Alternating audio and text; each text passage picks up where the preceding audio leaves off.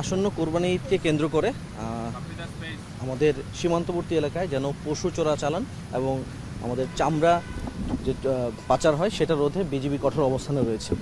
আপনারা বিগত বেশ কয়েক মাসের যদি পরিসংখ্যান দেখেন, সিলেট ব্যাটালিয়ন বা 48 বিজিবির দায়িত্বপূর্ণ এলাকার মধ্যে দিয়ে আমরা গত 2.5 থেকে 3 মাসে আনুমানিক 500-র অধিক আমরা পশু জব্দ করেছি। এছাড়াও বিভিন্ন ধরনের আমরা ভারতীয় আইটেম, কসমেটিক্স এগুলো জব্দ করেছি। শাড়ি কাপড় লেহেঙ্গা এগুলো প্রায় 15,000-এর বেশি শাড়ি কাপড় লেহেঙ্গা আমরা জব্দ করেছি এবং আমাদের ভারতীয় কসমেটিক্স আইটেম আনুমানিক 16 কোটি টাকার উপরে আমরা জব্দ করেছি। আসলে এগুলোর পেছনে কারা আসলে কাজ করছে, এই চোরাচালান চক্রটাকে কোনোভাবে কি শনাক্ত করা গেল কি? আমরা বেশ কিছু আসামি আটক করেছি এবং আমরা এটা আইনশৃঙ্খলা বাহিনীর কাছে সোপর্দ করেছি।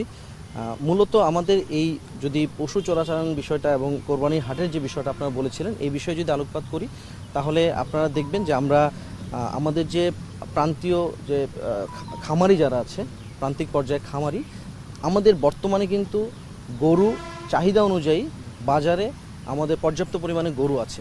তো সেটা যেন আমাদের তাদের প্রান্তীয় খামারিরা যেন ক্ষতিগ্রস্ত না হয়, এই দিকটা বিবেচনা করেই কিন্তু আমরা আমাদের সীমান্তে টহল এবং নজরদারি বৃদ্ধি করেছি এবং বর্তমানে কিন্তু আমাদের গরু চোরাচালানির এই হারটা অনেক কমে এসেছে। আর আটকের ব্যাপারে আপনারা যেটা বললেন, সেই ব্যাপারে আমরা বেশ কিছু আসামি আটক করতে পেরেছি, আমরা থানায় সোপর্দ করেছি তাদেরকে। এই যে চোরাচালানের সাথে যারা জড়িত তাদের কোনো তালিকা আপনারা করতে পেরেছেন কিনা এবং তাদের তালিকা ধরে ধরে তাদের বিরুদ্ধে কোনো ব্যবস্থা নেওয়ার পরিকল্পনা আপনাদের আছে?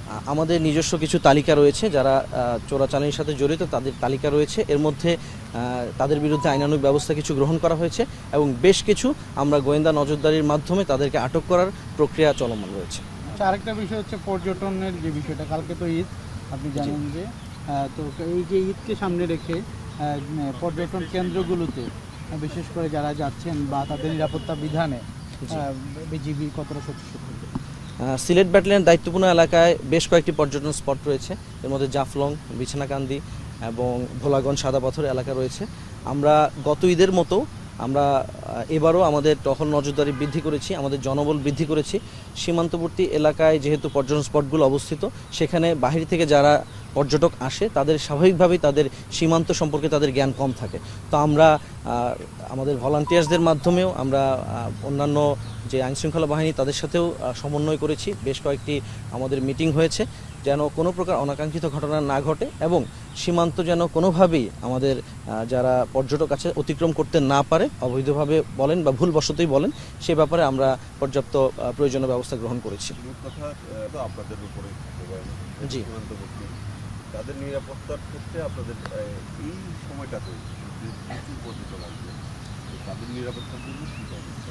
তাদের নিরাপত্তার জন্য মূলত আমরা ওই পর্যটন স্পটগুলোতে আমাদের জনবল বৃদ্ধি করেছি। আমরা কিছু জনসচেতনতামূলক কার্যক্রম করেছি, আমরা কিছু ব্যানার ফেস্টুন লাগিয়েছি। বিশেষ করে সীমান্তবর্তী এলাকায় ড্রোন ওড়ানো নিষেধ, আপনারা জানেন। তো ওই ব্যাপারগুলোতে আমরা কিছু ফেস্টুন, আমরা কিছু বোর্ড ওখানে স্থাপন করেছি এবং আমাদের ওই স্পটগুলোতে আমাদের জনবল বৃদ্ধি করার মাধ্যমে আমরা তাদের নিরাপত্তাটা নিশ্চিত করছি। আরেকটা জিনিস, সরকার কতজনকে ধরেছেন, পাশাপাশি যাদেরকে ধরেছেন তারা কতদিন আগে ভারতে গিয়েছিল বা তাদের কাছ থেকে কী জানতে করছি। বাট আমি যদি বলি, সিলেট ব্যাটালিয়নে একদিনই পুশিং হয়েছিল সিলেট ব্যাটালিয়ন দায়িত্বপূর্ণ এলাকার ভিতর দিয়ে 68 জনের মতো। বাট ইতিপূর্বে এর আগেও হয়নি। এখন আমরা যে আমাদের টহল নজরদারিটা আমরা বেসিক্যালি বৃদ্ধি করেছি, বিশেষ করে গোয়েন্দা তৎপরতাটা আমাদের বৃদ্ধি হয়েছে। পুশিংয়ের ব্যাপারে আমাদের শক্ত অবস্থান হচ্ছে, আমরা বিভিন্নভাবে ফ্ল্যাগ মিটিংয়ে পার্শ্ববর্তী দেশের সাথে যখন ফ্ল্যাগ মিটিং করি বিভিন্ন পর্যায়ে, সেখানে আমরা মৌখিকভাবে এবং আমরা লিখিতভাবে জোরালো প্রতিবাদ জানিয়েছি এবং এর একটা আউটকাম আমরা পেয়েছি। আমরা সেই প্রতিবাদের প্রেক্ষিতে আমরা ইদানিং এক্সপিরিয়েন্স করেছি, আমরা একটা ঘটনা বা 2-1টা ঘটনা ঘটেছে যেখানে তারা পুশিং না করে তারা আলোচনার মাধ্যমে আমাদেরকে ফ্ল্যাগ মিটিংয়ের মাধ্যমে কিছু অবৈধভাবে যারা অতিক্রম করেছিল তাদেরকে হস্তান্তর করেছে।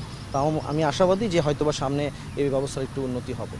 আর পাশাপাশি এই সতর্কতামূলক ব্যবস্থা হিসেবে আমরা আমাদের স্থানীয় যে গ্রামবাসী আছে সীমান্তবর্তী এলাকায়, তাদের মাধ্যমেও তাদের সাহায্যেও আমরা আমাদের শক্ত অবস্থানে আছি। যাদেরকে আপনারা ধরেছেন, আমি ভারতীয় পত্রিকা বা বিভিন্ন জায়গায় দেখা দেখেছি, যাদেরকে আপনারা আটক করেছেন তারা দীর্ঘদিন ভারতে ছিল এবং তারা জাতিসংঘের শরণার্থী শিবিরে ছিল। তাদেরকে নিয়ে আসার পর তাদের এইভাবে যেন তারা কীভাবে ছিল, কীরকম ছিল, কোনো শিবিরে ছিল কিনা, এরকম কোনো কিছু জানতে পেরেছি? ওখানে বেসিক্যালি আপনি একটু আগে যে কোশ্চেনটা করলেন যে তারা কতদিন আগে গিয়েছিল, বিভিন্ন মেয়াদে তারা গিয়েছিল, 2 থেকে 3 বছর, 4 বছর, ইভেন অনেকে 10, 15, 20 বছর আগেও গিয়েছিল। ওখানে বেসিক্যালি কাজের সন্ধানে আমাদের যে তাদের মাধ্যমে যে ইন্টারভিউ করে যেটা জানতে পেরেছি প্রাথমিকভাবে, তারা কাজের সন্ধানে ওখানে গিয়েছিল বিভিন্ন জায়গায় শ্রমিক হিসেবে ইটের ভাটায় এবং অন্যান্য জায়গায় কাজ করত, এবং তারা অবৈধভাবেই সেখানে বসবাস করত।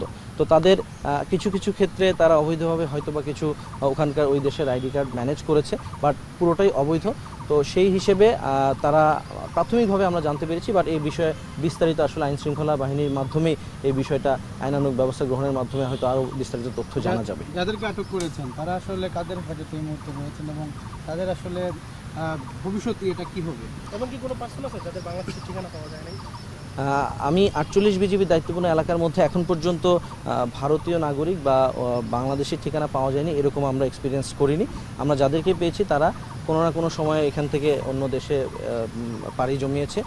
এখন পর্যন্ত আমি রোহিঙ্গা বা অন্যান্য নাগরিক আমরা এখনো এক্সপিরিয়েন্স করিনি। দেশের অন্যান্য সীমান্তে আমরা একটা জিনিস দেখলাম যে স্থানীয় যারা আছে তারা আসলে প্রতিহত করছে বিজিবির সাথে থেকে। তো আসলে সিলেটে কি এ ধরনের প্রতিহত করার বিষয়টা? জি, ইতিমধ্যে আমি বলেছি যে আমাদের সীমান্তবর্তী এলাকায় যে জনসাধারণ আছে, আমরা সচেতনতামূলক কার্যক্রমের মাধ্যমে তাদেরকে একত্রিত করে আমাদের সাথে নিয়েছি, সো দ্যাট তারা যেন একটা ইনফরমেশন আমাদের দিতে পারে। আমাদের জনবল বৃদ্ধির মাধ্যমে আমরা টহল নজরদারি বৃদ্ধি করেছি, বাট পাশাপাশি আমাদের স্থানীয় জনগণ আমাদের সাথে আছে, তাদেরকে নিয়েই আমরা আসলে এই পুশিন ব্যাপারটা প্রতিহত করব। যেহেতু পুশিনটা আসলে আমাদেরকে না জানিয়েই করা হচ্ছে, তো এটার ব্যাপারে আমরা যেভাবে একটা প্রতিবাদ জানিয়েছি লিখিত মৌখিক, আমরা আশা করি এই সমস্যার সমাধান হবে ইনশাআল্লাহ। ঠিক আছে।